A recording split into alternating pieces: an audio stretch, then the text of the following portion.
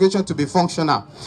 This GREBS means that gender responsive education budgeting and spending. So now you are here as a student, maybe a boy or a girl that you are. You have your parents who are perhaps politicians. You have your parents who are policymakers. Maybe they work in ministry, they work in MDAs, they work in parastatals that has to do with education. All that happens to your state education, they sit in their office and they draw it. So that is the purpose for we coming to talk to you about, that you will be able to talk to them, that some people came today and they talk about that a government need to put this in place, government need to do this, government need to do that, so that a girl child can have a functional education and be able to complete education and add to the society. You know, there are issues that are peculiar to girl. A girl are known to have their, at a particular stage of their life, to be mature to the extent that they will be able to do their monthly period. It is monthly period that brought all of you here, so don't think it is a bad thing. Don't think if your mommy haven't had that, you won't be able to come to life. If I won't be able to come to life, if there is nothing like that. So that thing is germane to get child being properly cared for, so that when they are having that, perhaps it's our first time of having a monthly period, the way you boys will boo her in the class, that see blood, see blah blah, and the way you talk to her, you intimidate her, some girl might, because of that, not come back to school. Because of those issues that surrounds their first experience, they don't want to return to that class, they don't want to return to that school, because they have so much tag them that as if it's something evil that's happened to them. Well, it's a good thing. Any girl child that does not have that experience, I'm sure the parents will be running a tasketa. They will be running a tasketa that this girl is not normal. This girl is abnormal child. So now, when a child is having that experience, we are calling on the government, we are calling on our teachers, we are calling on the policymakers to make some things in place so that that first experience will not lead to what will make some girl to stop coming to school. There should be some special places that is prepared for them. Maybe as that is noticed, that okay, I'm having my first time experience of my monthly period. Maybe before she left home, mommy did not take notice. It was when she was in class that thing came.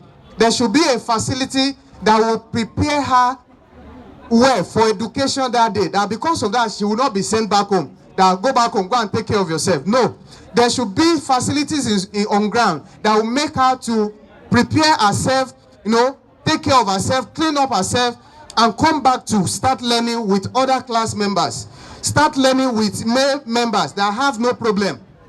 Do you understand me? So it should not, because of first period experience, that she's stained now, she must go back home. No, she should stay back in school. And what will prevent that from being sent back home is that there should be what we call pad bank. What did I say?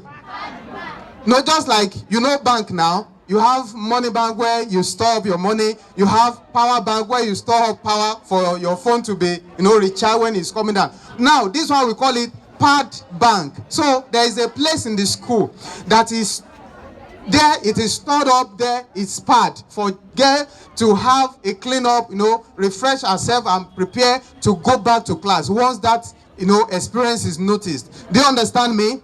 Now, I've given you one solution. What other things is good? What other things do you think will make a girl to be retained in school despite that experience of her first period? What other things do you think? Nobody is giving me answer. Another one is... Somebody's talking here. Okay? You can come up. Be bold. Come up. We are talking about you. We are talking about a girl child. Come up now. Have the experience. Oh yeah, take the mic there. You want to come. Now, there should be government policies. You know, when government make laws, you don't dare break the government law. Government should make a policy, some laws that will prevent a kind of intimidating a girl child. Just like, you know, they make laws about HIV/AIDS carrier, that you don't intimidate them in the society, you don't talk down on them, you don't like make jettison of them, maybe in the public, that this one is carry HIV, I cannot stay with them. There are government laws that prevent that. So now this one also should be that government should make laws that will make a class, a school, not to intimidate or make some comments that will prevent that girl to be sorry for herself, that what I'm passing through is wrong. I should not have come to school today. I should not have had this experience. Why am I even created to be a girl? No. Government should make some laws to prevent that. Another thing is that there should be what we call recruitment ratio, that will prevent student to teacher ratio, to be more women in school, more women, in our school system, that will be able to talk to girls. They'll be able to encourage them. When you are in class and it is a woman that is a teacher and the girl is having a first experience of period, it is very hard for that woman to intimidate that girl and talk down on her and make her sorry for herself for having that experience. But if it is a man, perhaps that man is not married yet, so she doesn't have that maturity to be able to contain it, that okay, this girl needs to be careful. But having more teachers that are female now, that prevents all of these intimidations and a kind of ways that will make a girl child not to be motivated for education. That needs to be done by the government. Then there should be a kind of separate toilet facilities. While I was sitting down in the car there, I saw that there is a female toilet that is separated from a male toilet, but it should not be at that kind of location at the entrance of the school. For a girl child, it should be at a secluded place. When you are at home, we boys, we can off our clothes anyhow, move around in the house anyhow. A girl child that is sensible does not do that. They keep themselves because they are more sensitive. So that is how their restroom also should be, at a very sensitive place, not that kind of school entrance that you have a girl child toiletries to be provided. What other things do you think? There should be wash facilities, like when a girl child is having her first period, place where she can wash up herself, where she can even wash that uniform that is stained, that she can dry it. No, it's not just wash, that there is a soap, there is water. No, there is a dryer. There is a dryer that she can quickly prepare herself and return back to class to continue education. Do you understand that? Many of you, perhaps when you go out to establish, some establishment, they have this hand dryer that you put your hand. You just put your hand like this, sensitive to your hand. It will just dry the water on your hand. Something like that can quickly dry clothes and make them to return back to class. So some of these issues are what we have come to discuss to you about.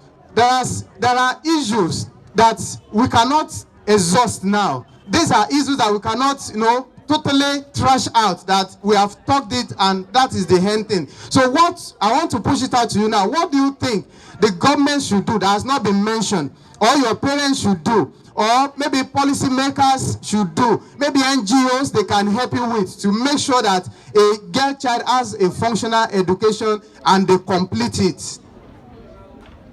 Again now, what do you think will be good for you that has not been mentioned? What do you think? Perhaps you've had your parents discuss it, you've had the society discuss it.